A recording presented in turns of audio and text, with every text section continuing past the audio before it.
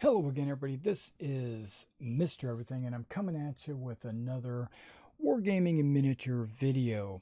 In this video, we are continuing on with our Flexible Roads and Rivers Part 2. This is the Rivers Part 2.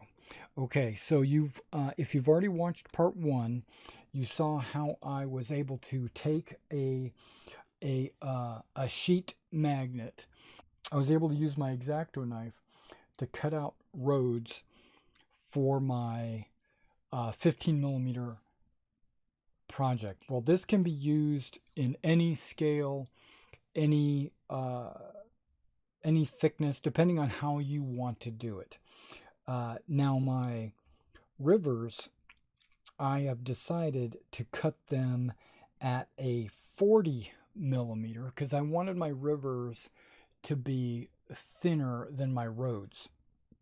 My roads are actually 50 millimeter strips, where the rivers are 40 millimeter strips. And then the river itself, which is about a 20 millimeter interior.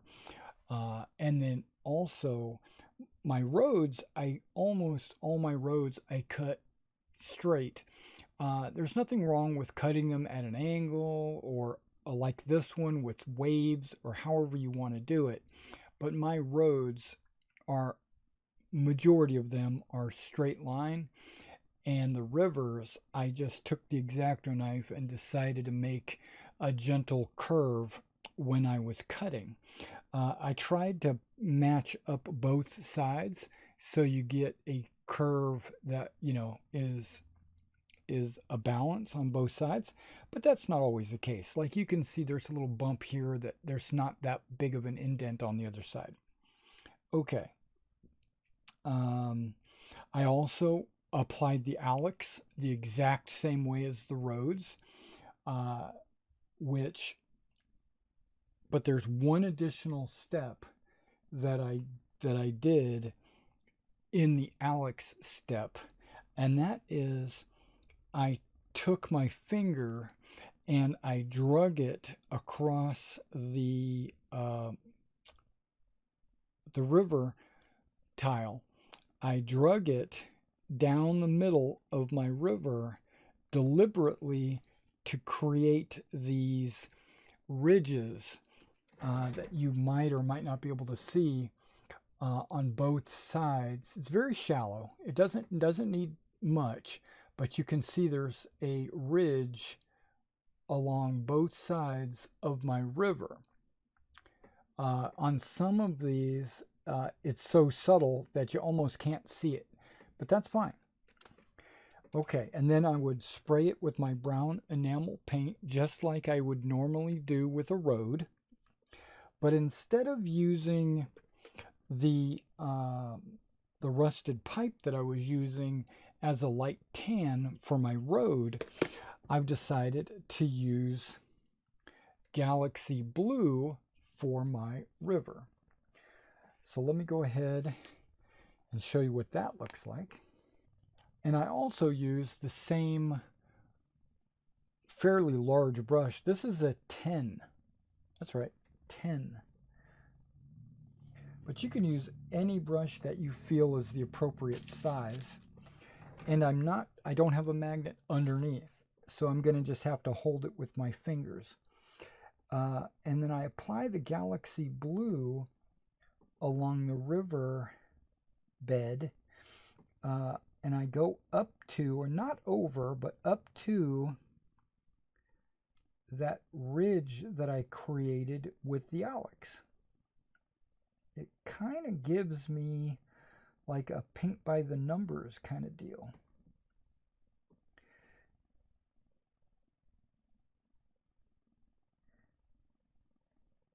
And hopefully it's not the same exact thickness all the way down. Hopefully you have a little bit of thickness in one spot and it's thinner in others, a little bit of bend. You want it to be, you don't want your rivers to be straight. Unless you're going for the canal look. A canal would be like man-made, perfectly straight.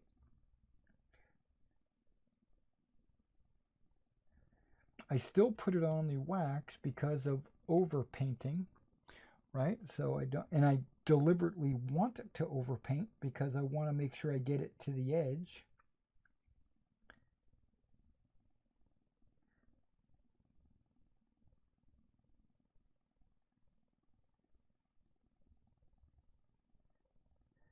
Okay. And so that's the Galaxy Blue on top of the brown base coat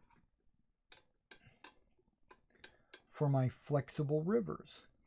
One of the reasons why I'm going for flexible roads and rivers is so that if I have hills on my table, the roads and rivers will lay on those hills and they will bend with the terrain, right? Okay, so I'm going to set this one off to the side and pull a dry one out so that you can see what's going on. All right, I've got a dry one. That's still a little shiny, right? Okay, so this is another one of my river tiles that I did the same thing with the Alex and the by going down the center, creating a slight ridge, painting in the middle of the ridge to get my Galaxy Blue.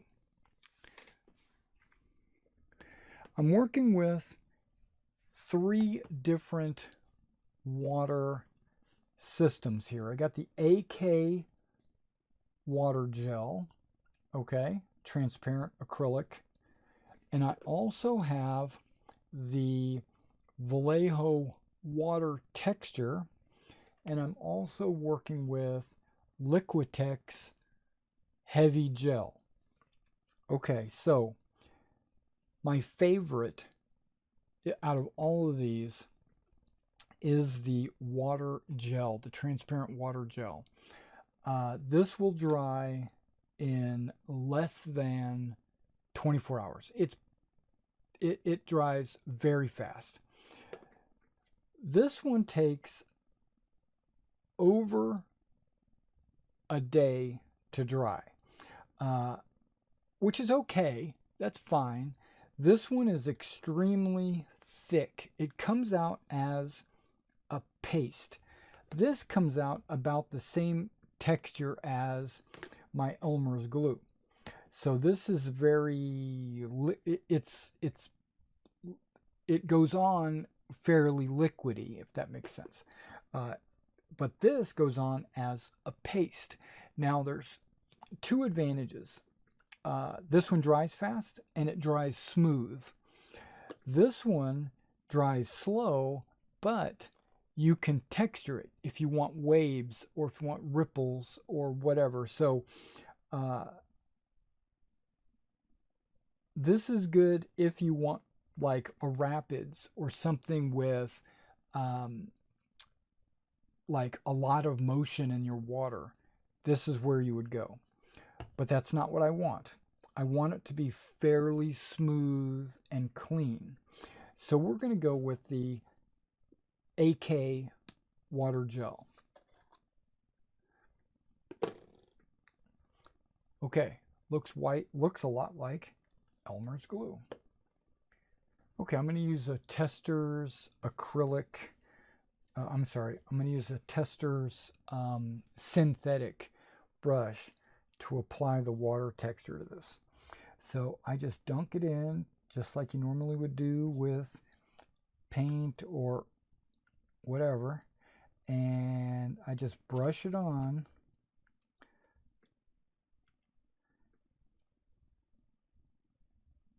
to the area that you want water.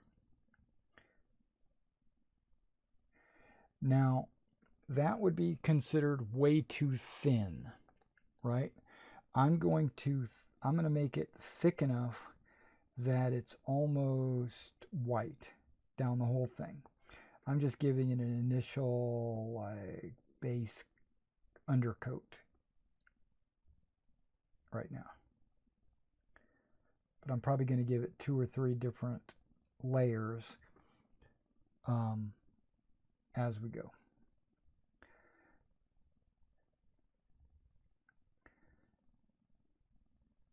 It's not so thin like water where it'll run off the edge of your tile. Okay, it'll stay in place.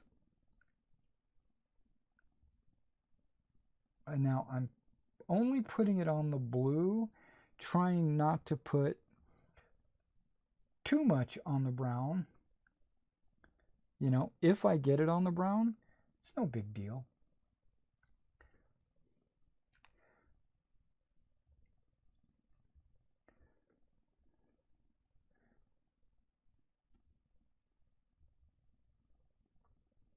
Because, like, if you don't make your bank deep enough, then it might go up on the brown fairly easily.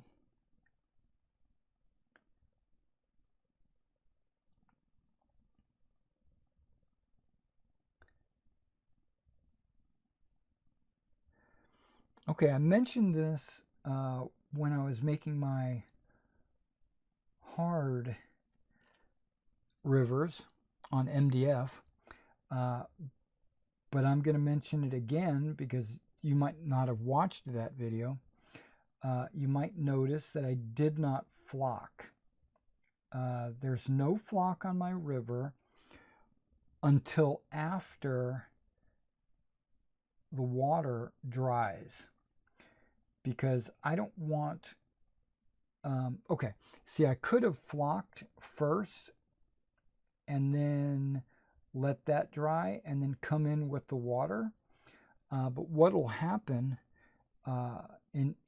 inevitably is the flock, depending on what kind of flock you use, specifically if you use like foam flock, like Woodland Scenics or something like that, if you use certain flocks, they will absorb the water, and what you'll see is the water not staying in your river channel. It'll bleed over into your flock. So don't allow that to happen. And the way you do that is you get your water in there, you let it dry where it's not sticky, and then you just go ahead and flock the banks. Easy peasy.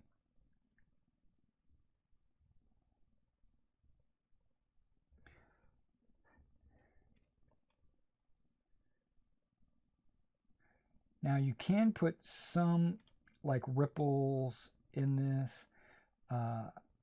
You can put waves and stuff like that, but I don't think I need it. Okay, not too much anyway. So now I'm going to leave that water in there and I'm going to let that dry.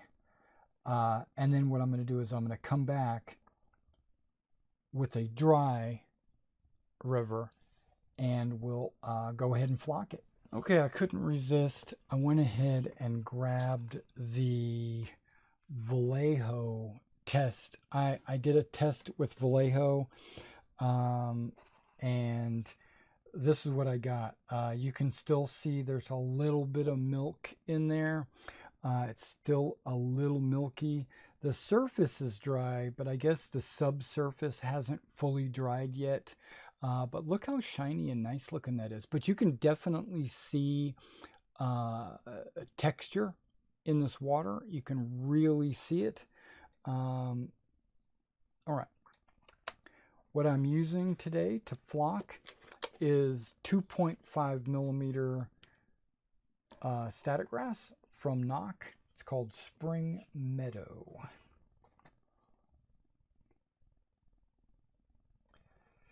Now the amount of glue that I'm using is not my normal like figure basing 50-50. I'm using more of a 75-25, like 75 glue, 25 water. And I'm only doing one side at a time. I'm doing 100% coverage, but you could do like 50%, or you can, I know a lot of people like to use like tufts and not flock. Some people like to use rocks and gravel and stuff like that. If you're going to use gravel and rocks like that, make sure you include that before you paint it brown. That way you could just dry brush it or whatever. Okay. And then what we'll do is we'll just sprinkle on some static grass.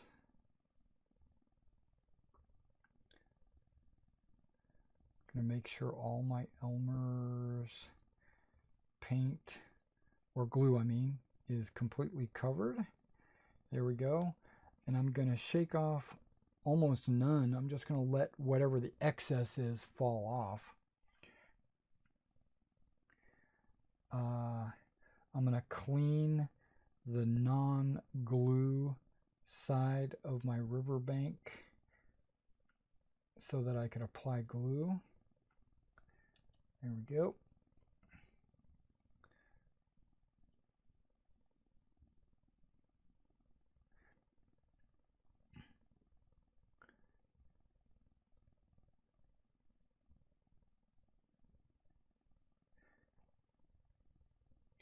Now, what I like to do, I'm not going to do it in the course of this video, but what I like to do is flock, and then maybe afterwards go back with some clump foliage or some tufts to make the rivers or figures or whatever I'm putting flock on, make it pop out a little bit more. So what I'll do is I'll flock it first and then later go back in with a tuft. Okay, there we go. Let's grass it. I'm trying to go with very gentle. Whoa, that was excessive. Okay.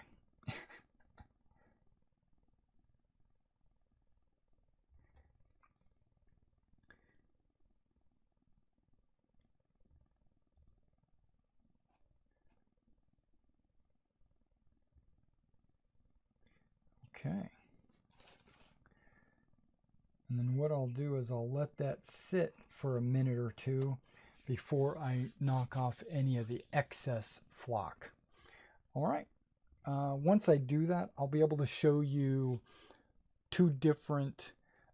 I'll be able to basically show you the difference between the water gel and the water texture. So, and you'll see what I'm talking about and how they compare to each other. All right, so give me a few minutes to let that dry, and then I'll be right back. All right, we are back, and I've got the two pieces that I was talking about. We got the piece on the left, which is going to be our Vallejo water texture. You can see it's not completely dry yet, and that's after 24 hours, right? And this is about 24 hours as well, and this is completely dry, and that would be the AK water texture. And that's one of the differences. Now you can see, let me kind of, you can see the ripples and the how it's textured. I'm trying to get the light to shine on it just right so that you can see that it actually has quite a bit of water texture. Now, I don't know if that's, I would consider that more for rapids or shorelines or something like that. I actually prefer this look to my water. It's a little less drastic. All right, now when I did the flock, I made sure that I did not go all the way up to the water on the majority of it. So there is a little bit of dirt on the shoreline all the way along both of these. You can see there's some dirt shoreline and stuff like that. And then when you put these two together, you know, you got your endless river. I should, or it should work going end to end, no matter which way you put it. It's not always going to work out perfect, right? Of course, like there's a little bitty piece there, but that's okay. That goes together really well. Now I have my 15 millimeter Romans here. I got them out so you could kind of compare. Now this is the rough water. You could compare how it looks against like 15 millimeter models, right? I think it looks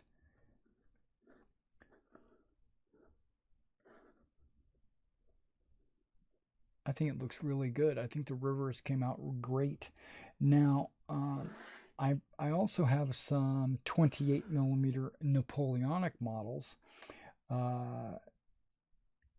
and the river works for that as well. It's more of a stream, but if I wanted to, I could have made these bigger or thicker. But my plan, my whole goal behind them was to make them for my 15 millimeter tabletop.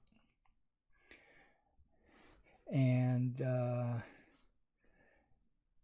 I like the way the brown and the static grass, how the brown kind of shines through, and you get kind of a two-tone effect on that. Now, if I wanted to, and I'll probably do this for my rivers, I'll put some clump foliage and maybe some tufts along the shoreline to make it look a little bit more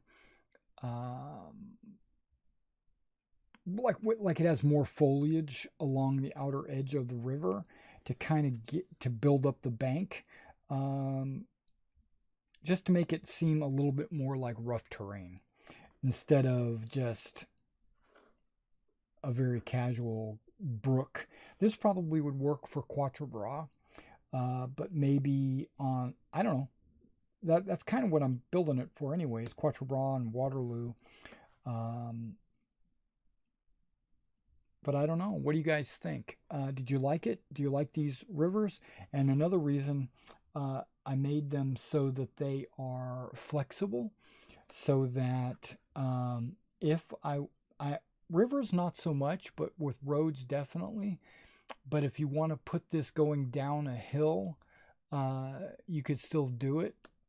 You could make waterfalls using this water technique, but I'm basically making flexible roads and rivers to go over hills in my terrain. So no matter where I lay them, they'll lay flat on the hill. That's the idea. And being that these are magnets, they should be, or sheet magnets, they should be fairly durable and not tear. All right, guys. Well, thanks for coming out and watching this two-part series about roads and then rivers, flexible roads and rivers. And if you want to see more videos like this, be sure to subscribe to the channel. You can always hit the PayPal Me link in the description below. And remember, we do live streams every Wednesday. We call it Wargaming Wednesday at 11 a.m. Central Time. We go on for a couple of hours talking about the hobby. And then I also do all kinds of other videos as well. All right, I will catch you in the next video.